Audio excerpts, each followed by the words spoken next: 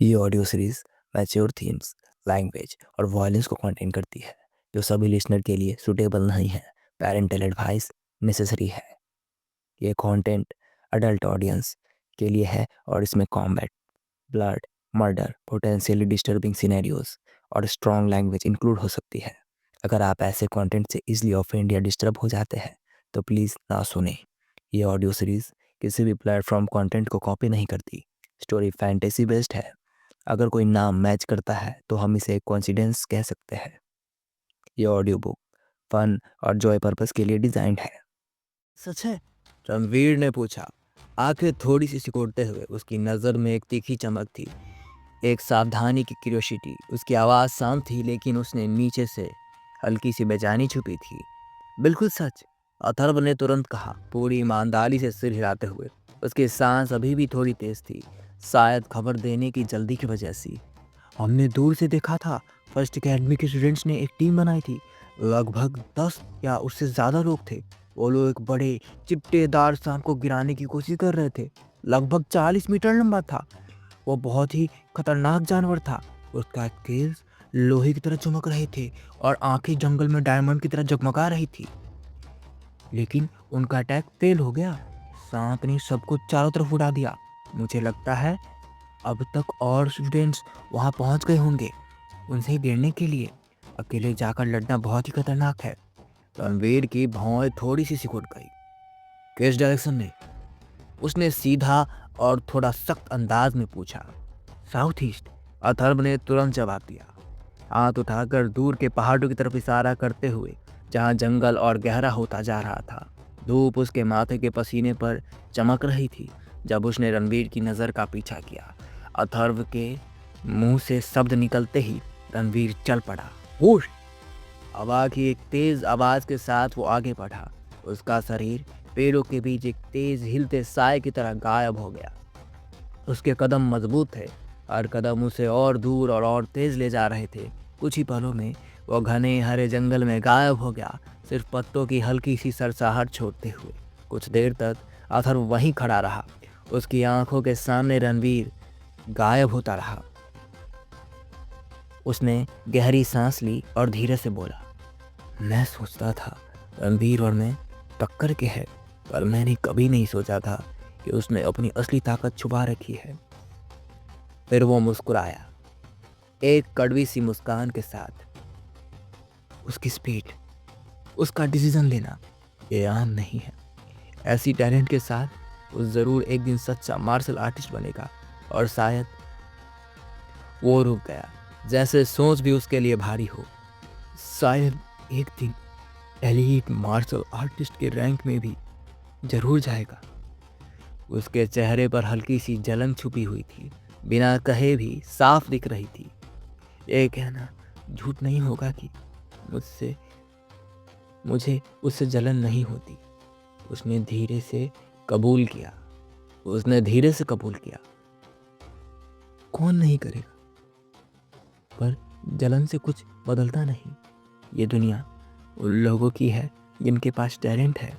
हम जैसे लोग जिनके पास बस सेकेंड क्लास एप्टीट्यूड है, चाहे जिंदगी भर ट्रेनिंग कर ले, अपनी हद तक पुश कर ले, थकान और दर्द से लड़ते रहे, फिर भी मार्शल कल्टीवेशन के अर्ली स्टेज से आगे नहीं बढ़ पाते। उसने भी इख्तियार अपनी मुट्ठी बंद की। उंगलियों उंगलियों के नीचे पुराने घिसे हुए जख्मों और कैलोस का खुरदरापन महसूस हुआ। चाहे मैं अपना सब कुछ ट्रेनिंग में झोंक दूँ, रोज खून पसीना बहाऊं, फिर भी वो फासला कभी पूरा नहीं होगा। रणवीर जैसे लोग पैदा होते हैं दुनिया जीतने के लिए। हम जैसे लोग पैदा होते हैं उन्हें ऊपर चढ़ते देखने के लिए। हवा ने जंगल के पत्तों को हिला दिया। अथर्व ने गहरी सांस छोड़ी और अपनी नज़र फिर उसी डायरेक्शन में डाली जहां रणवीर गायब हुआ था। उसके चेहरे पर कड़वाहट की जगह अब एक हल्की सच्ची मुस्कान थी। फिर भी उसने धीरे से कहा, अच्छा लगता है किसी ऐसे को देखकर। शायद, बस शायद वो कुछ ऐसा कर दिखाए जो हम कभी नहीं कर पाए। ये कहकर अथर्व ने अपना बैग उठाया, कांधे पर स्ट्रैप ठीक किए और कैंप की तरफ चल पड़ा। उसका जिस्म पेड़ों के बीच छोटी सी परछाई लग रहा था, लेकिन दिल थोड़ा हल्का हो गया था रणवीर के सपनों के ख्याल से। चलो, उसने आखिर कहा, चलो वापस चलते हैं। उसने दूर ट्री लाइन की तरफ देखा जहां रणवीर कुछ मिनट पहले गायब हुआ था। एक पल के लिए लगा जैसे वो कुछ और कहना चाहता हो, पर अल्फाज होठों तक आकर रुक गया। वो पलटा और सामने खड़े 7-8 ट्रेनी की तरफ देखा। उनके चेहरे धूल और थकान से सफ़ेद पड़े हुए थे। अथर्व ने हाथ से इशारा किया, चलो चलते हैं। वापस? एक ट्रेनी ने हैरानी से पूछा। उसकी आवाज़ में गुस्सा भी था और थोड़ा डर भी। हाँ, हम शिकार छोड़ रहे हैं। अगर हम लौट गए तो अब तक जो किया सब बेकार नहीं हो जाएगा? अथर्व के होंठों पर एक कड़वी सी मुस्कान उभरी, सिर्फ एक कोने से, बिना किसी खुशी के। बेकार? उसने धीरे से दोहराया। बताओ, क्या फायदा है आगे बढ़ने का? चाहे हम शिकार जारी रखें, चाहे कुछ छोटे बीस्ट गिरा भी दे, क्या तुम्हें लगता है हम कभी म्यूटेंट बीस्ट ब्लड पा सकते हैं? उसके अल्फाज कुछ पल के लिए हवा में लटक गई, फिर उसकी आवाज थोड़ी तेज हो गई। उसमें एक कड़वा सा गुस्सा खुल गया। नहीं, हम नहीं कर सकते। चाहे हम सब मिल भी जाएं, हमारी ताकत मिलकर भी काफी नहीं है। मुझे पहले ही समझ लेना चाहिए था। जो अकेडमीज कहते हैं ट्रायल, वो बस एक मंच है, सिर्फ उनके लिए जिनके पास असली टैलेंट है। एक मौका उनके लिए तैयार किया गया ताकि वो जल्दी से जल्दी सच्चे मार्शल आर्टिस्ट बन सके। और हम। वो रुक गया। उसकी नज़र अपनी छोटी सी टीम पर गई। फटी हुई यूनिफॉर्म, घिसे हुए हथियार और आंखों में सिर्फ थकान। हम, अथर्व ने एक कड़वी आवाज में कहा, सिर्फ बैकग्राउंड है। क्या तुम्हें सच में लगता है 5 ग्रेक एकेडमीज के मास्टर को फर्क पड़ता है अगर हम जैसे कुछ लोग इस जंगल में मर गए? 2-3 कमजोर डिसाइपल कम हो जाएंगे तो याद भी नहीं कोई करेगा। उनके लिए हम बस एक नंबर है। नंबर है। उसके बाद जो हंसी आई वो खोखली थी, तेज और ठंडी, जैसे खामोशी को चीर कर निकल गई हो। यह दुनिया सच में क्रूर थी। आम लोगों के लिए जिंदगी बहुत नाजुक थी। अथर्व बिना कुछ बोले मुड़ गया। बाकी सब ने बस एक पल के लिए झिझक दिखाई, फिर उसे फॉलो कर लिया। 7-8 लोगों का ग्रुप धीरे धीरे खुले हुए मैदान से गुजरा। कोई भी पीछे मुड़कर देखना नहीं चाहता था। उनके कदम भारी थे जो जंगल की खामोशी में धीमी गूंज छोड़ रहे थे। हवा में गीली मिट्टी की खुशबू थी और हल्के से खून की बू, उन जानवरों की जिनसे वो पहले लड़ चुके थे। ऊपर आसमान डल गोल्डन था और हवा उनके निराशा की आखिरी खुशबुसाहट को ले जा रही थी। कुछ दूर दौड़ने के बाद रणवीर रुक गया। अब उसके कंधों पर बहुत सारी चीजें थी, हल्की जरूरत की, लेकिन लड़ाई के रुकावट बन सकती थी। यह संभव ही नहीं था कि वे इन मटेरियल को पीठ पर लेकर हमेशा लड़ सके। आम तौर पर 2 रास्ते थे। एक, वापस वैली के एंट्रेंस पर जाकर इन मटेरियल को पॉइंट के लिए एक्सचेंज करना, और वह बहुत टाइम कंज्यूमिंग था। दूसरा, इन मटेरियल्स को कहीं छुपा देना ताकि बाद में वापस लेने आया जा सके। चलो पहले इन्हें दबा देते, रणवीर ने कहा। उसने जमीन में एक गड्ढा खोदा, सारे मटेरियल उसमें डाले, फिर अच्छी तरह से ढक दिया। यह जंगल बहुत बड़ा था, किसी के इन्हें ढूंढने का चांसेस बहुत कम थे, और आम बिस्ट को इन मटेरियल से कोई दिलचस्पी ही नहीं थी। सब कुछ रेडी होने के बाद रणवीर ने अपनी रफ्तार तेज कर ली और साउथ ईस्ट डायरेक्शन में निकल गया। बूम! दूर से लड़ाई की आवाज आई। सिर्फ आवाज से ही पता चल गया कितनी खतरनाक लड़ाई चल रही थी। क्या वो म्यूटेंट बीस्ट क्रेसेंट पाइथन फिर से घेर लिया गया है? रणवीर ने अंदाजा लगाया। म्यूटेंट बीस्ट वैसे तो बहुत पावरफुल होता है, लेकिन इस बार कई मार्शल आर्टिस्ट के पीक लेवल के स्ट्रॉन्ग लोग भी यहाँ थे। अगर वाकई लड़ाई हुई तो वो बीस्ट इन स्टूडेंट्स के घेरे से बच नहीं सकता। बस यह बच जाए, रणवीर ने सोचा। थोड़ा सा क्यूरियस और एक्साइटेड दोनों लग रहा था। लगभग 30 सेकंड बाद रणवीर वहां पहुंच गया, लेकिन सीन कुछ और ही था। यह क्या है? उसकी आंखें सिकुड़ गई, प्यूपिल छोटी हो गई। उसके सामने एक मैदान में 1 दर्जन से ज़्यादा वॉरियर एक जख्मी क्रेसेंट पाइथन को घेर कर लड़ रहे थे। वो साफ अथर्व ने बताई 40 मीटर लंबी नहीं था, बल्कि पूरे 50 मीटर का था। यह तो सुपर क्लास म्यूटेंट बन गया है, रणवीर ने तुरंत समझा। सुपर क्लास म्यूटेंट का स्ट्रेंथ साइज से नहीं होता, और क्रेसेंट पाइथन तो वैसे भी उनमें से एक बड़ा कैटेगरी है। लेकिन इसका अटैक पैटर्न सिंपल होता है, पावर भी उतनी ज़्यादा नहीं। इसीलिए यह सुपर क्लास म्यूटेंट में सबसे कमज़ोर टाइप माना जाता है। फिर भी यह सुपर क्लास म्यूटेंट पाइथन की ताकत अच्छी खासी होती है। रणवीर को हैरानी हुई और आसपास के स्टूडेंट्स भी उलझन में थे, लेकिन इस वक्त किसी के पास सोचने का टाइम नहीं था। सबका ध्यान सिर्फ एक चीज़ पर था, उस सुपर क्लास म्यूटेंट को मारना। म्यूटेंट क्रेसेंट पाइथन की कीमत सिर्फ 500 पॉइंट थी, लेकिन super class mutant crescent Python की कीमत कम से कम 1000 पॉइंट तक थी। ऊपर से सुपर क्लास म्यूटेंट के शरीर में जो बीस्ट ब्लड होता है, वो रिफाइन करके एब्जॉर्ब करने के लायक होता है। एक तरह से कहा जाए तो यह क्रेसेंट पाइथन एक चलता फिरता खजाना था। किस्मत से यह क्रेसेंट पाइथन अभी अभी सुपर क्लास म्यूटेंट बना था, इसीलिए उसकी स्ट्रेंथ मार्शल आर्टिस्ट के पीक से ज़्यादा नहीं थी, वरना कोई भी मार्शल ट्रेनी उसके सामने जाने की हिम्मत भी नहीं करता। फिर भी लड़ाई आसान नहीं थी। एक के बाद एक ट्रेनी चोट खाकर पीछे हट रहा था। रणवीर ने अभी तक कोई मूव नहीं लिया था। वो चुपचाप एक कोने से सब कुछ ऑब्जर्व कर रहा था, आंखें शार्प और ध्यान पूरी तरह बैटलफील्ड पर था। लगभग 10 मिनट बीत गए थे। अब मैदान में सिर्फ 5 अप्रेंटिस बचे थे। यही 5 लोग फर्स्ट एकेडमी के वो जीनियस स्टूडेंट्स थे जिनकी कल्टीवेशन टैलेंट मीडियम लेवल की थी, लेकिन उनका हाल भी कुछ खास नहीं था। कपड़ों पर खून के दाग, जख्मों से भरे हुए और सांस लेने तक की तकलीफ। लेकिन सबसे बुरा हाल था super class mutant crescent Python का।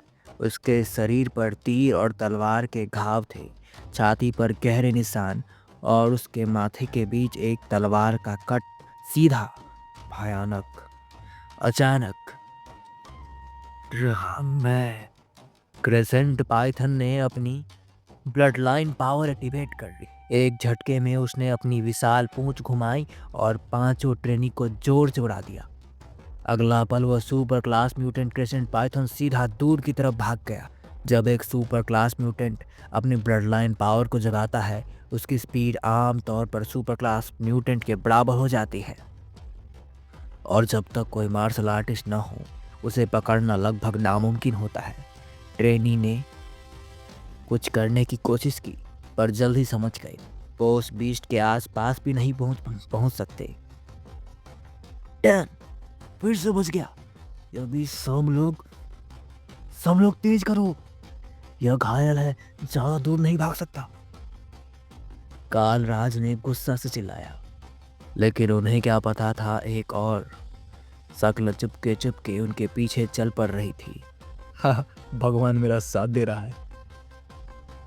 मेरी स्पीड टैलेंट एक्टिवेट करने के बाद मैं आसानी से इस super class mutant crescent Python तक पहुंच जाऊंगा, रणवीर ने खुशी से कहा। आंखों में एक्साइटमेंट की चमक थी। वो क्रेसेंट पाइथन के पीछे पीछे चला, हर मोड़ पर उसका पीछा करता गया। थोड़ी देर बाद वो देखता है घायल क्रेसेंट पाइथन अपना भारी शरीर घसीटकर एक केव के अंदर घुस गया। रणवीर कुछ पल के लिए सोच में पड़ा, फिर उसी केव के अंदर जाने का फैसला किया। उसके पास स्पीड टैलेंट थी, अगर कोई खतरा हुआ भी तो वो तुरंत निकल सकता था। इसी भरोसे पर रणवीर ने अंदर जाने का फैसला किया। केव का रास्ता धीरे धीरे नीचे जा रहा था। दीवारों पर चिपकी हुई काली सी बेलें, छत में टपकता पानी और अंधेरों के बीच चमकती हुई अजीब सी आंखें शायद छोटे कीड़े या कोई और जीव। समय का अंदाजा लगाना मुश्किल था, बस चलना और चलना। आखिरकार वो एक बड़े केव हॉल में पहुंच गया और तब उसकी नजर उस पर पड़ी। क्रेसेंट पाइथन, वही super class mutant crescent Python जिसका शरीर जमीन पर आधा लपेटा हुआ था और आधा अभी भी हिल रहा था। उसके मोटे मोटे सांस लेने के आवाज केव में हर कोने से टकरा कर लौट रही थी। बड़े बड़े घाव उसके शरीर पर मौजूद थे, पुरानी लड़ाई के निशान, जिंदगी और मौत के बीच लटका हुआ। फिर भी अपनी पूरी ताकत जोड़कर वो केव के और गहरे हिस्से की तरफ सरक रहा था। उसकी जीभ बिजली की तरह बाहर निकली। दो तीखी आंखें अचानक चमकी। रणवीर का शरीर तुरंत तन गया। अभी भी इतनी जान, वो मन में बोला। बिना एक शब्द कहे रणवीर ने अपनी स्पीड टैलेंट एक्टिवेट कर दी। दुनिया जैसे धीमी हो गई। उसके पैर जमीन को छूते ही नहीं लग रहे थे। एक पल में वो बाएं और दूसरी तरफ दाएं इधर उधर भागता रहा, हर मूवमेंट नाप तोल कर बिल्कुल साफ और तेज। उसके साथ में फाइन आयरन नाइफ चमकी, ठंडी तेज धार, सिर्फ एक सही वार का इंतजार। क्रेसेंट पाइथन ने अपना सिर उठा लिया। बूम! उसका पूरा शरीर बिजली की तरह आगे झपटा। जमीन पर पत्थर टूटकर उड़ गए। आवाज चीख उठी। रणवीर ने सीधा सामना नहीं किया। उसने अपनी स्पीड का इस्तेमाल करते हुए स्नेक के शरीर के पास निकलते हुए चाकी से एक तेज वार किया। धातु की तेज आवाज गूंजी। चाकू सिर्फ स्केल को छूकर निकल गया। खून निकला, लेकिन ज्यादा नहीं। अभी भी स्केल सख्त है। रणवीर की आंखें सिकुड़ गई। क्रेसेंट पाइथन कर्जा। उसकी पूंछ बिजली की तरह घूमी। रणवीर हवा में उछल गया। सिर्फ एक बाल बचकर जमीन पर गहरा गड्ढा बन चुका था। अगर वह वहां होता तो सीधा कुचला जाता। केव का अंधेरा जैसे ज्यादा ही भारी हो गया। रणवीर ने अपनी सांस संभाली। उसका दिल तेज धड़क रहा था, डर से नहीं बल्कि एक्साइटमेंट से। अब समझ आया, वह धीरे से बोला। मरने के इतने करीब होने के बाद भी यह बीस्ट अभी पूरी तरह हारा नहीं है। क्रेसेंट पाइथन ने अपना शरीर लपेटा। उसकी मसल्स फूल रही थी और स्केल के बीच से लाल रंग की चमक उभर रही थी, जैसे खून उबलने लगे हो। रणवीर ने अपना स्टांस बदला। इस बार वह सीधा नहीं था, वह रुक गया। एक पल, दो पल। क्रेसेंट पाइथन ने पहले वार किया। उसका शरीर बिजली की तरह नीचे आया। मुंह पूरी तरह खुला हुआ था, जहरीले दांत चमक रहे थे। इसी पल रणवीर की आंखों में तेज चमक आई। अब उसका शरीर गायब सा हो गया। स्पीड टैलेंट पूरी ताकत से फूटी।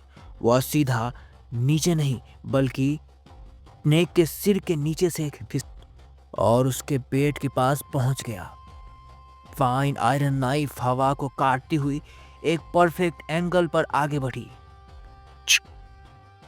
इस बार स्केल्स के बीच से खून उबल पड़ा। क्रेसेंट पाइथन ने दर्द में चीख मारी।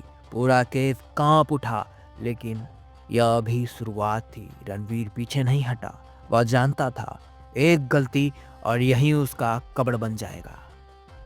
क्रेसेंट पाइथन अपना शरीर घुमाने लगा, उसे कुचलने की कोशिश में। केव के पत्थर टूट रहे थे, धूल और पत्थर हवा में उड़ रहे थे, लेकिन केव का अंधेरा अब और भी घना लग रहा था। क्रेसेंट पाइथन की चीख अब भी दीवारों से टकराकर गूंज रही थी। एक दर्द भरी गुस्से से भारी आवाज। उसके पेट से बह रहा खून जमीन पर टपक रहा था और बूंद पथरीले जमीन पर गिरकर एक तेज सी टप की आवाज पैदा कर रही थी, जैसे मौत का काउंटडाउन हो। रणवीर एक पल के लिए भी नहीं रुका। उसका दिमाग बिल्कुल शांत था। डर उसके लिए अब सिर्फ बेकार चीज थी। क्रेसेंट पाइथन ने अपना पूरा शरीर लपेटकर अचानक खोल दिया। बूम! उसकी पूंछ ने ताकत से केव की दीवार पर वार किया। पत्थर टूट कर गिरने लगे। ऊपर से छत के छोटे छोटे टुकड़े नीचे गिर रहे थे। रणवीर ने तुरंत अपनी स्पीड टैलेंट को और ज्यादा पुश किया। उसका शरीर जिग जैग में हिलता हुआ पत्थर के बीच से निकल रहा था। अभी खत्म नहीं हुआ है, वह मन ही मन बोलता रहा। क्रेसेंट पाइथन की आंखें बिल्कुल लाल हो चुकी थी। खून और दर्द ने उसके अंदर के दरिंदे को पूरी तरह जगा दिया था। उसने अपना मुंह खोला। जहरीले गैस जैसी हवा मुंह से बाहर निकली। केव की हवा ही बदलने लगी। सांस लेना मुश्किल होता जा रहा था। रणवीर ने अपनी सांस रोकी। उसका शरीर जमीन पर फिसलते हुए एक पत्थर के पीछे छुप गया। क्रैक! पत्थर तुरंत टूट गया। छुपना बेकार है, रणवीर ने समझा। इस बीस्ट को सिर्फ एक जगह पर मारा जा सकता था, दिल। क्रेसेंट पाइथन का शरीर अब धीरे धीरे कमजोर पड़ रहा था, लेकिन उसकी हर मूवमेंट अब भी जानलेवा थी। उसका सिर नीचे आया और मुंह पूरी तरह खुला।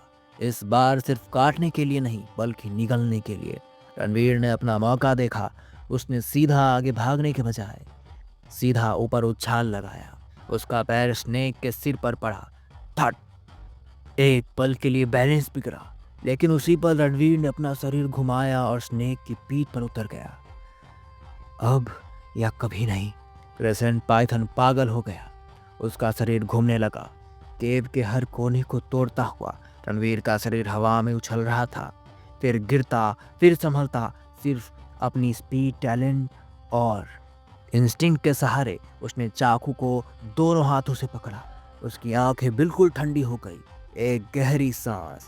स्टैब! फाइन आयरन नाइफ सीधा स्केल के बीच घुसा। इस बार सिर्फ एक जगह पर, बिल्कुल दिल के ऊपर। क्रेसेंट पाइथन का शरीर अचानक सख्त हो गया। उसकी आंखें फैल गई। एक आखिरी बेहद तेज चीख। रणवीर ने पूरी ताकत से चाकू को और अंदर घुसा दिया, फिर उसे घुमाया। दिल फटने की आवाज साफ सुनाई दी। क्रेसेंट पाइथन का शरीर धीरे धीरे जमीन पर गिर गया। उसकी मसल्स ने एक आखिरी बार छटपटा लिया, फिर सब कुछ शांत। सिर्फ खून बह रहा था, सिर्फ रणवीर की तेज सांसें। वह धीरे से पीछे हटा और थक कर जमीन पर बैठ गया। उसके हाथ कांप रहे थे, लेकिन उसकी आंखों में एक अजीब सी चमक थी, जीत की। कुछ देर बाद उसने खुद को संभाला। बीस्ट का खून इकट्ठा करो, रणवीर ने खुद को याद दिलाया। यह सबसे इम्पोर्टेंट काम था। वह तुरंत अपनी कमर से एक छोटी सी केतली निकाला और क्रेसेंट पाइथन के दिल के पास छुरी घुसा देता है। गहरी लाल ब्लड धीरे धीरे बहकर केतली में गिरने लगी। या क्रेसेंट पाइथन अभी अभी सुपर क्लास म्यूटेंट बना था, इसलिए उसके शरीर का ज़्यादातर खून म्यूटेंट ब्लड था, लेकिन सिर्फ दिल का खून ही सच्चा pure super class mutant blood माना जाता है। इसीलिए रणवीर ने सिर्फ दिल का खून इकट्ठा किया, बाकी शरीर के खून को छोड़ दिया। थोड़ी देर में पूरे केतली भर गई। बीस्ट के दिल का सारा खून खत्म हो चुका था।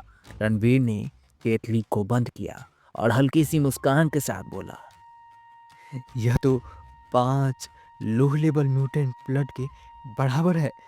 इस बार तो कमाल हो गया, एकदम बड़ा प्रॉफिट। उसकी आंखों में एक्साइटमेंट चमक रही थी।